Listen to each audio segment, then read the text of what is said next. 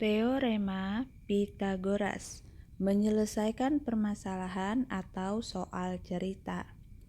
Ada banyak permasalahan yang biasa disajikan dalam bentuk soal cerita dapat diselesaikan menggunakan teorema Pitagoras. Seperti apa contoh soal yang biasa diselesaikan dengan teorema Pitagoras dan bagaimana cara menyelesaikannya? Simak beberapa contoh yang akan saya sajikan pada video ini. Contoh yang pertama, seorang anak menaikkan layang-layang dengan benang yang panjangnya 130 meter. Jarak anak itu di tanah terhadap titik yang tepat berada di bawah layang-layang adalah 50 meter. Berapakah ketinggian layang-layang dari permukaan tanah? Nah, untuk menyelesaikan soal ini, langkah pertama yang harus kita lakukan adalah menggambarkan. Jadi kita perlu merepresentasikan soal ini ke dalam bentuk gambar. Kita buat penyelesaian. Ada seorang anak ini sedang bermain layang-layang. Saya gambarkan seperti ini. Karena dia bermain layang-layang, ada talinya, benangnya ya.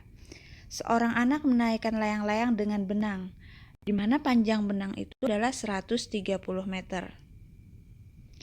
Kemudian jarak anak itu di tanah terhadap titik yang tepat berada di bawah layang-layang. Perhatikan ini, terhadap titik yang tepat berada di bawah layang-layang. Titik yang tepat berada di bawah layang-layang adalah di sini. Jarak anak itu di tanah terhadap titik yang tepat berada di bawah layang-layang adalah 50 meter. Berarti ini maksudnya yang 50 meter. Jarak anak di tanah terhadap titik yang tepat berada di bawah layang-layang. Itu maksudnya ya 50 meter. Pertanyaannya, berapakah ketinggian layang-layang dari permukaan tanah?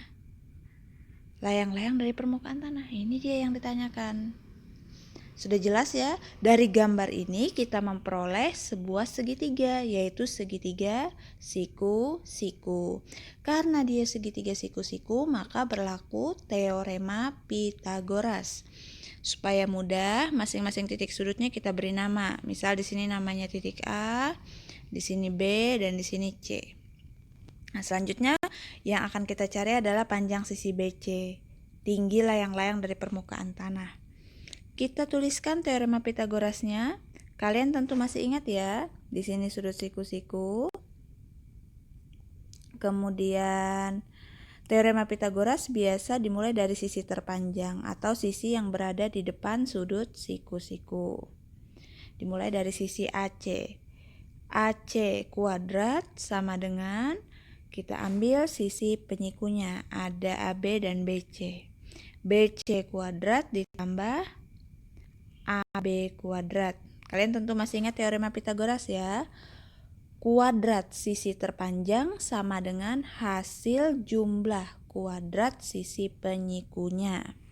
Kemudian kita masukkan nilai yang diketahui.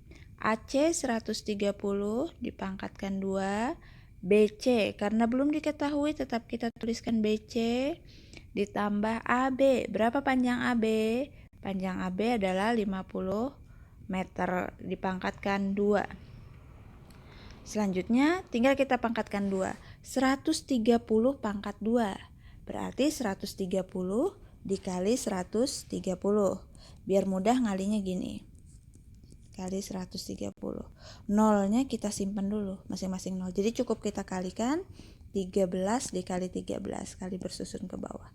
3 kali 3 9, 1 kali 3 3, dikalikan lagi 1 kali 3 3, 1 kali 1 1.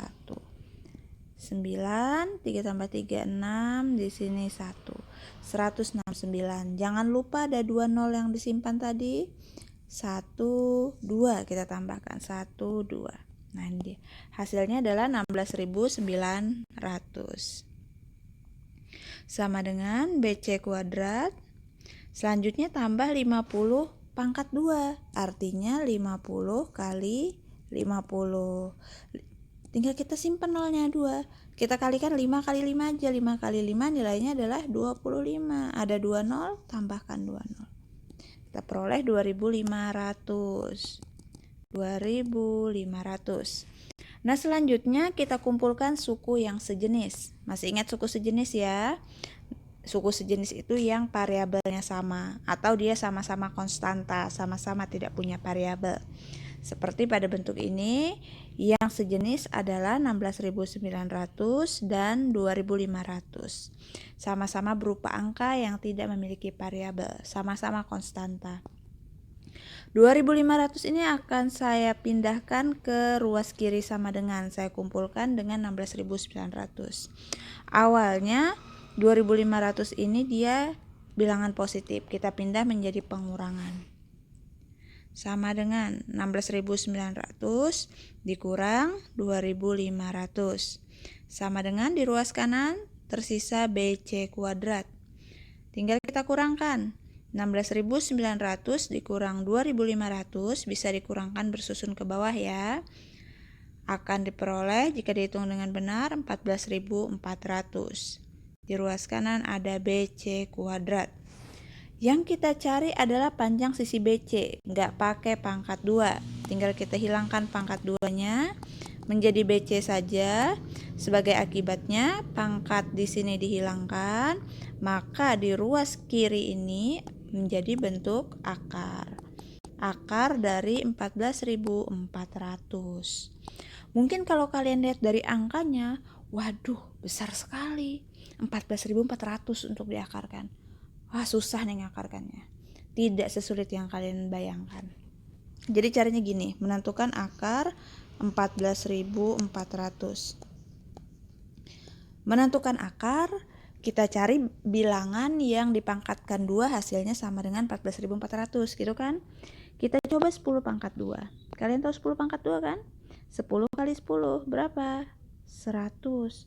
Wah, masih jauh dari ini nih, 14.000 loh. 14.400 ini cuma 100. Kalau gitu kita tambah bilangannya, jangan 10, kita coba 100 dipangkatkan 2. Artinya kalau 100 pangkat 2 apa? 100 dikali 100.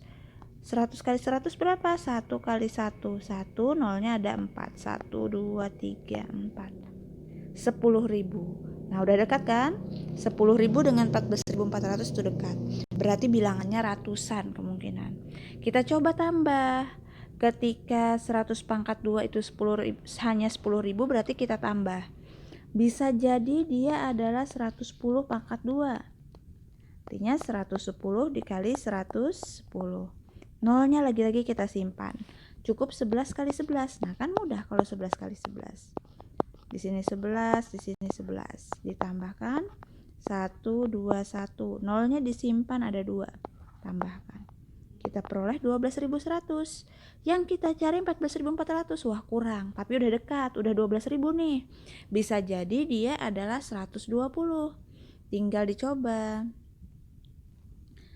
120 pangkat 2. Berarti 120 kali 120.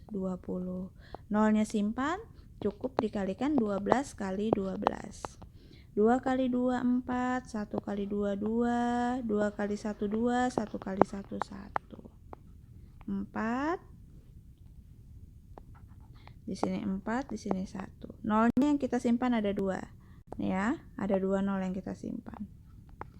Nah, ternyata hasilnya tepat.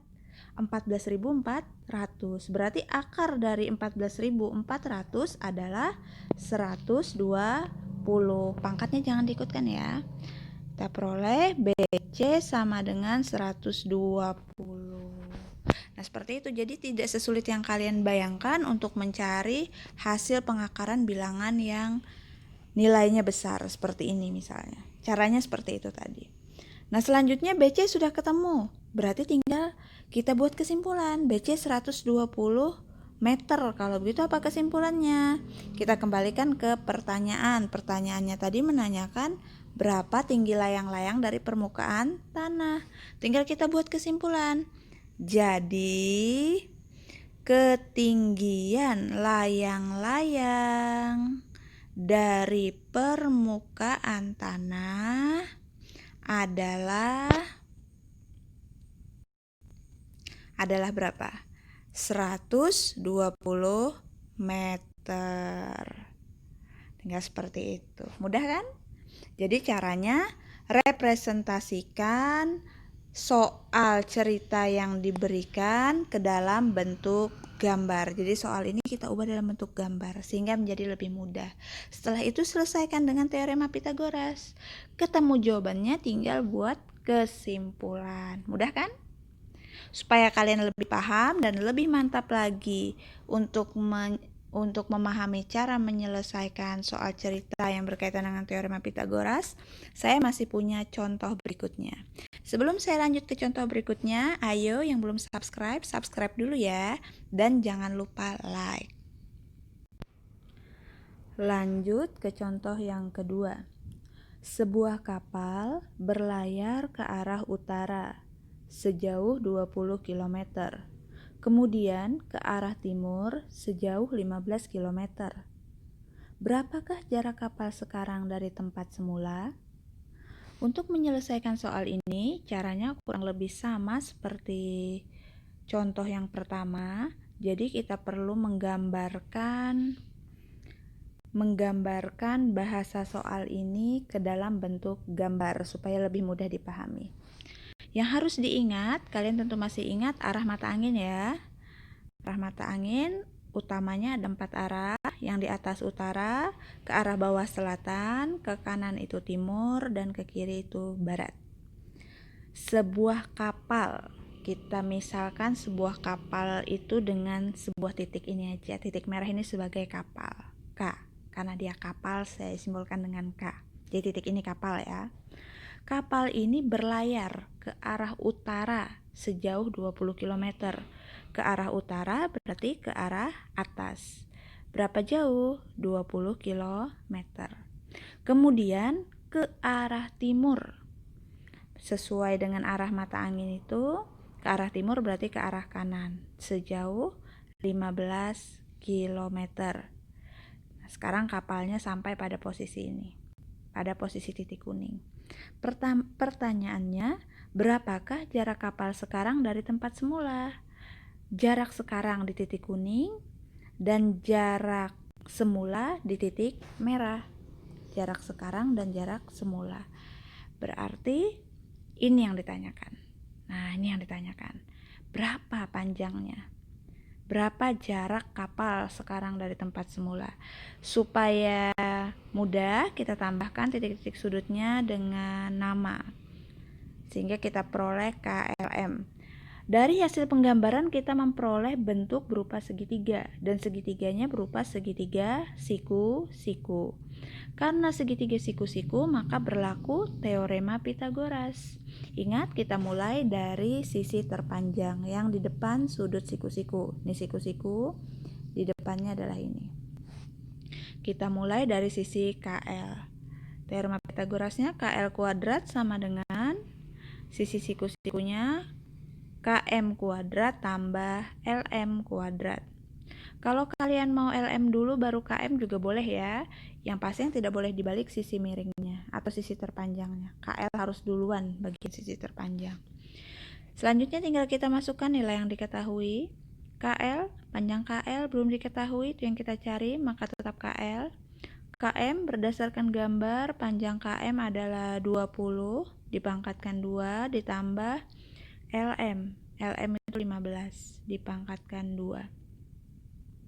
KL tetap 20 dipangkatkan 2. Apa artinya 20 pangkat 2? 20 pangkat 2 artinya 20 kali 20. Ingat, nolnya simpan aja. 2 kali 2, 4. Nolnya ada 2. 400. Mudah ya mengalikannya. Ditambah 15 pangkat 2, 15 kali 15. Bisa kalian kalikan bersusun ke bawah. Jika dikali dengan benar, kalian akan memperoleh hasil 225. Selanjutnya kita sederhanakan. Di kiri ada KL kuadrat, 400 ditambah 225, itu adalah 625. Kemudian yang ditanya adalah panjang KL saja, nggak pakai kuadrat, maka kita hilangkan kuadratnya. KL. Kalau pangkat 2 atau kuadratnya kita hilangkan, maka ruas kanan menjadi akar. akar 625. Berapa akar 625? Cari bilangan yang dipangkatkan 2 hasilnya 625. Berapa ya? 25. Sudah ketemu KL. KL-nya adalah 25. 25 pangkat 2 itu hasilnya 625. Tinggal kita buat kesimpulan. Kita kembali ke pertanyaannya. Pertanyaannya, berapa jarak kapal sekarang dari tempat semula? Kita buat simpulannya. Jadi, jarak kapal sekarang dari tempat semula adalah 25 kilometer. Nah, seperti ini. Mudah ya? Mudah. Tinggal dari gambar yang diberikan, bukan dari gambar, tinggal dari soal cerita yang diberikan, ubah ke dalam bentuk gambar. Dari gambar kita bisa membuat teorema Pitagoras, kita tentukan panjang sisi yang belum diketahui, terakhir tinggal buat kesimpulan. Semakin paham? Baik, saya punya satu contoh soal terakhir.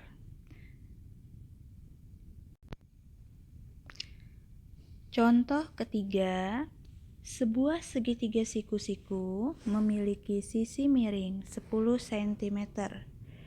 Jika tingginya 8 cm, berapakah luas segitiga tersebut? Kita buat penyelesaiannya. Di penyelesaian sama seperti dua contoh sebelumnya, kita buat gambarnya. Di situ disebutkan sebuah segitiga siku-siku. Tinggal kita gambar aja nih, sebuah segitiga siku-siku. Karena segitiga siku-siku, kita beri tanda sudut siku-siku di sini. Memiliki sisi miring 10 cm. Nah, kita masukkan di sini 10 cm. Kemudian tingginya 8 cm. Tingginya 8 cm. Lalu yang ditanya, luas segitiga itu berapa? Nah, yang ditanya. Masih ingat cara menghitung luas segitiga? Harus ingat loh ya, ini materi yang pernah kalian pelajari di kelas 7. Luas segitiga itu adalah setengah kali alas kali tinggi segitiga. Yang mana alas segitiga? Alasnya adalah bagian ini, tingginya ini. Alas dan tinggi itu pasangan sisi penyiku, pasangan ruas garis yang membentuk sudut siku-siku. Itu pasangan alas dan tinggi pada segitiga. Tingginya adalah 8. Lalu alasnya berapa? Alasnya belum diketahui. Kalau begitu, luas segitiga ini tidak bisa kita cari, tidak bisa kita hitung. Maka agar dapat dihitung luasnya, kita harus mencari terlebih dahulu sisi yang belum diketahui ini. Gimana mencarinya? Benar, pakai teorema Pitagoras. Supaya mudah, kita beri nama dulu titik sudutnya. Misal di sini A, B, dan C. Kalian boleh pakai nama lain.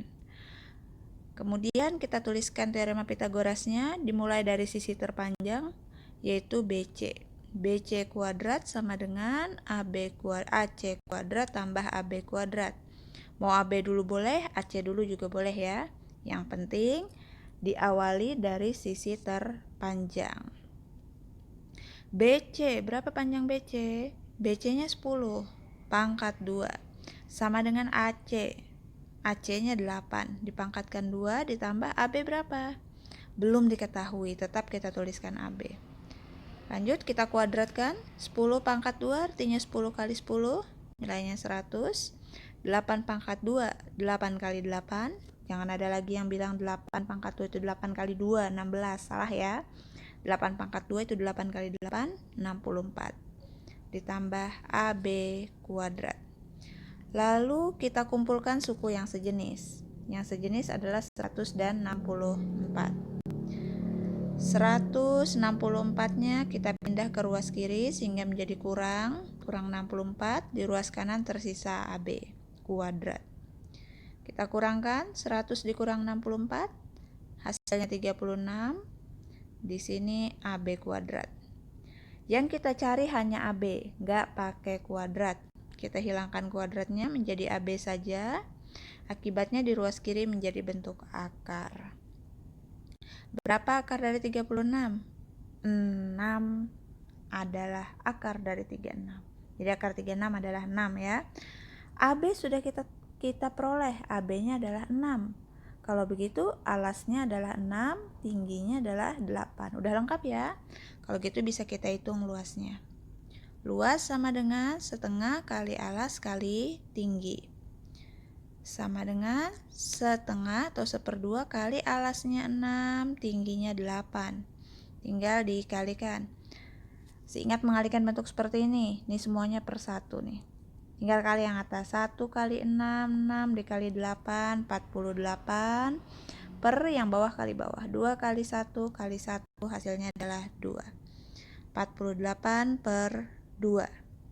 48 per 2 sama saja dengan 48 dibagi 2. Hasilnya adalah 24.